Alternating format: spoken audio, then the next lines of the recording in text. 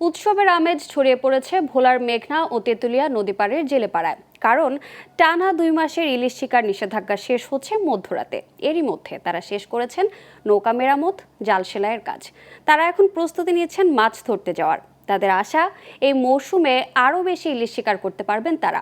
এদিকে মৎস্য বিভাগ বলছে এবারের নিষেধাজ্ঞা শতভাগ সফল হয়েছে। ভোলা থেকে মোহাম্মদ অনিক আহমেদের তথ্যচিত্রে ডেস্ক রিপোর্ট। জাটকা নিধন বন্ধে 1 মার্চ থেকে 30 এপ্রিল পুরো 2 মাস সব ধরনের মাছ ধরা নিষিদ্ধ করেছিল সরকার। এ সময় ইলিশ শিকার, পরিবহন, বিক্রি ও মজুদও পুরোপুরি নিষিদ্ধ করা হয়। জাটকা সংরক্ষণে 2 মাসের নিষেধাজ্ঞার পর আবারও নদীতে জাল ফেলতে প্রস্তুতি নিয়েছেন ভোলার জেলেরা।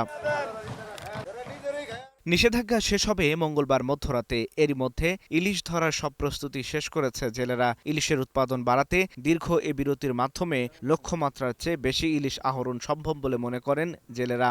অভিযান শেষ, এমন অনেক ঋণ হয়ে গেছি। এমন আর মনে হয় আমার নতুন করে আবার জাল সাবার করছে যে আল্লাহ নদীতে 2-4 মাছ রাখে, তাহলে আমরা মাছ ধরে ঋণ শোধ দিতে পারবো। অভিযান শেষ, আমরা সবাই জাল ফাল লাঙ্গিরা নদীতে ঘুরতে আসছি। যদি আল্লাহ নদীতে মাছ রাখে অথবা মাছ আমরা সামনে থেকে যে ক্ষতিগ্রস্ত হয়েছি ওগুলা ইনশাল্লাহ আশা করি মাছ থাকলে উঠাতে পারবো। বহুত লোকসান দিছি, আল্লাহ যদি অভিযানের পর যদি মাছটা দেয় তাহলে দেনা টানা ঋণ শোধ দিতে পারবো। জাটকা নিধনে নিষেধাজ্ঞা এবার পুরোপুরি সফল হয়েছে বলে জানিয়েছেন স্থানীয় মৎস্য কর্মকর্তা। তার আশা, এ মৌসুমে জেলেরা পর্যাপ্ত ইলিশ শিকার করতে পারবেন। আমাদের এই 2 মাসের অভিযানের ফলে জাটকা সংরক্ষণ যে কার্যক্রম সরকারের নেওয়া হয়েছে, এর ফলে আশা করি আমাদের ভবিষ্যতে ইলিশের উৎপাদন অনেক গুণ বাড়বে। ভোলার 7 উপজেলার প্রায় 3.5 লাখ জেলে নিষেধাজ্ঞা চলাকালে মানবেতর জীবনযাপন করেছে। তাদের আশা, নদীতে পর্যাপ্ত ইলিশ আহরণের মাধ্যমে দূর হবে তাদের আর্থিক দৈন্যদশা।